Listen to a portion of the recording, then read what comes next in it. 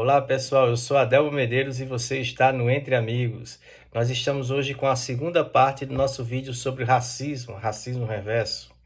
Ontem conversamos na primeira parte com o professor Jonathan Soares e hoje vamos conversar com também o professor Edival Santos sobre essa problemática que infelizmente acomete a nossa sociedade há muito e muito tempo. Mas antes de mais nada, não se esqueçam de se inscrever aqui no nosso canal e deixar o seu joinha para fortalecer aqui o nosso projeto. Então vamos lá, sem muita demora. Professor Edival, como o racismo se apresenta aqui na nossa sociedade brasileira? Bom, professor, como se dá o racismo no Brasil, ou como se apresenta, né? O racismo, além de ser um assunto no Brasil, né, difícil de se debater por conta de toda a sua carga de preconceitos, né? Talvez o incômodo que gera falar sobre esse assunto aqui no país, né? Tem, tem aspectos históricos. Então, o racismo ele está presente no Brasil aí dentro dos seus 350 anos de escravidão, né? A dificuldade de se comentar sobre esse assunto faz com que o Brasil, muitas vezes, né, passe uma imagem de democracia racial, que justamente não há debates, né? Não se discute. O racismo está estruturado, está presente nas instituições, nas seleções, né? Recentemente houve um grupo aí empresarial fez uma campanha para inclusão, né, do negro na sua instituição e está sendo fortemente, né, taxada de racista.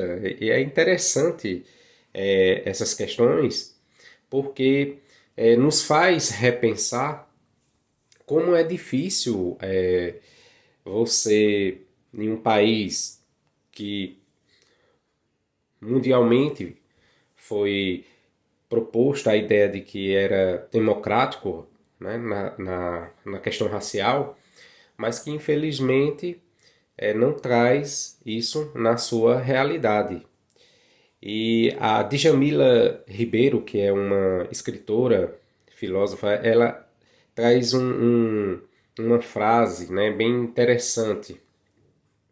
No Brasil, sabemos que o racismo existe, mas não somos racistas.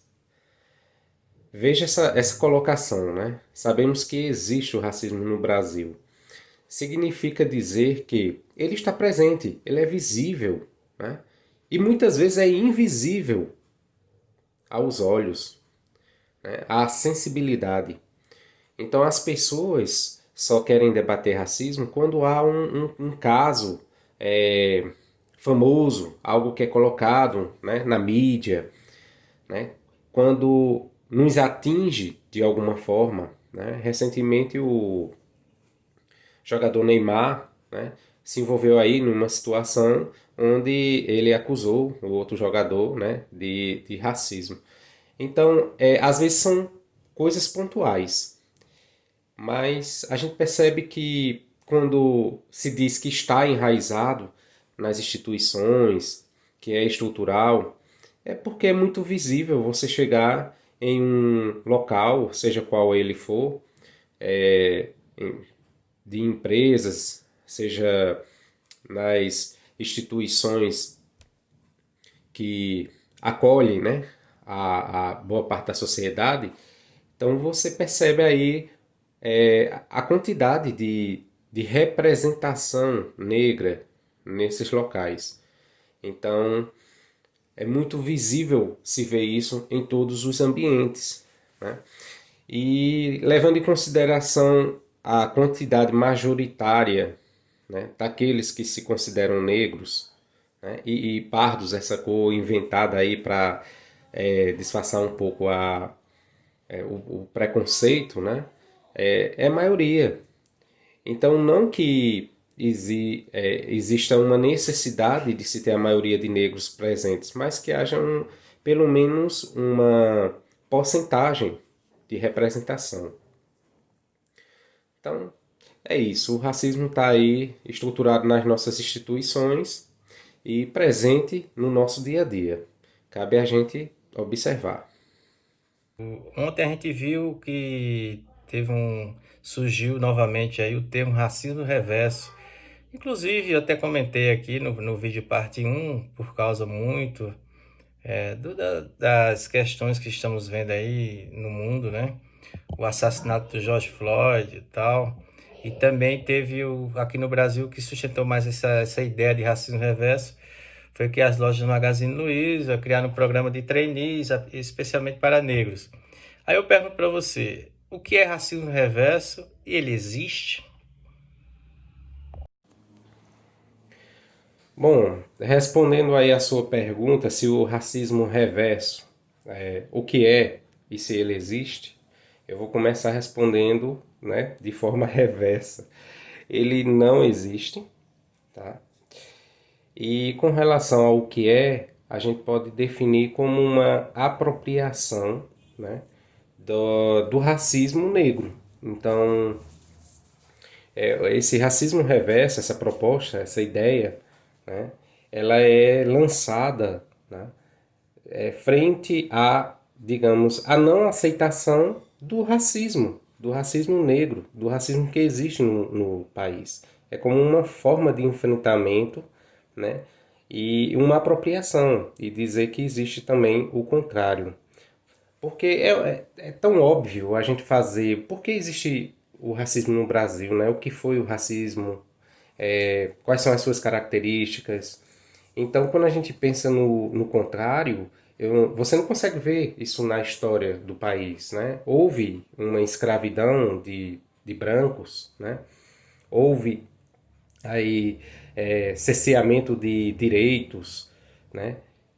Há constantemente agressões verbais, físicas, com relação aos brancos, né? Você tem aí uma massa carcerária maior de brancos, né? Você tem nas empresas, seja elas privadas ou públicas, né? Você tem uma quantidade maior de negros e uma quantidade mínima de brancos. Você tem nas instituições, seja elas educacionais, uma quantidade enorme de professores negros e uma minoria branca. Você vai ao hospital e encontra médicos, em sua maioria negros, e os brancos estão em serviços ou trabalhos considerados, né, não inferiores, mas de menor custo, né, de menor benefício. Então, é difícil você enxergar esse cenário, né, em um país como o Brasil, né, e em alguns países também que tiveram em sua história a questão da escravidão. Então, a gente tem que entender que essa proposta, essa ideia, ela é disseminada, mas ela já traz em seu próprio conceito algumas, é, alguns impropérios. Porque você vai pegar o seguinte, se você pensar bem, você vai perceber que quando se fala do racismo reverso, muitas vezes é uma agressão verbal. Então, essa agressão verbal, ela não é racismo, né? Apesar do preconceito, a linha entre preconceito e racismo ser bem tênue, mas assim, não é racismo, é uma injúria racial. E a injúria racial ela pode acontecer tanto com branco como com negro, né? A maioria dos crimes de racismo são tratados como injúria racial, né? Essa ideia ela vai buscando, essa ideia do racismo reverso, ela vai procurando algumas situações pontuais, né? Ou seja, algumas exceções para tentar massificar, como se fosse algo totalmente natural. Relatando aí aquele caso da empresa que fez uma campanha para grupos, né, de negros, Então, tem uma ação movida por pessoas que entendem que isso é um racismo reverso, né? Porque ali a empresa estaria supostamente discriminando os outros grupos, o que na verdade a empresa está seguindo que vamos dizer, todas as leis que protegem, né, esse tipo de inclusão social defendem. Então, a gente tem essa proposta, né? Eu poderia aqui comentar, trazer um fato interessante, né? Uma fala de uma doutora de antropologia, né? Da UERJ, do Rio de Janeiro, que é a Janaína Damasceno. Ela fez um trabalho de mestrado e depois de doutorado, onde ela fala um pouco sobre o estudo das atitudes raciais no estado de São Paulo. E o trabalho dela, ela comenta o seguinte, assim, tem algumas situações bem interessantes falando sobre o racismo no Brasil e principalmente no estado de São Paulo e consequentemente sobre esse racismo reverso. E o que ela coloca é que parece que ao aceitar a sociedade, né, a partir do momento que aceita a existência do racismo reverso, ela está criando aí um conceito para combater o racismo negro, né? O racismo na sua origem. E a gente percebe o seguinte, que você aceitar que existe esse racismo reverso é como se você aceitasse a ideia de que existe um racismo bom e um racismo mau, né? E, consequentemente, o racismo referente ao negro seria algo natural. Já o racismo com relação ao branco seria algo ruim, mal. Então, percebam que aí há uma tentativa, né, de distorcer toda a história e toda a situação pela qual o negro passou na história do país. Então, assim, lamentavelmente existe sim esses conceitos, né? Mas é necessário que a gente busque entendê-los para que não possamos cair aí na famosa fake news, vamos dizer assim, na ignorância, né? E para isso é interessante buscar a história. Então é isso aí, pessoal. Quero agradecer aqui a presença do convidado Edival Santos pelos esclarecimentos que tão bem falou aqui sobre essa problemática e dizer a vocês que, infelizmente, o racismo existe, ele está consolidado na nossa sociedade e precisa ser discutido para a partir daí para ver se ele vai diminuindo e se ele desaparece de uma vez por todas, porque preconceito de qualquer forma não está com nada. Tá bom? Essa é a mensagem que a gente quer deixar aqui para vocês.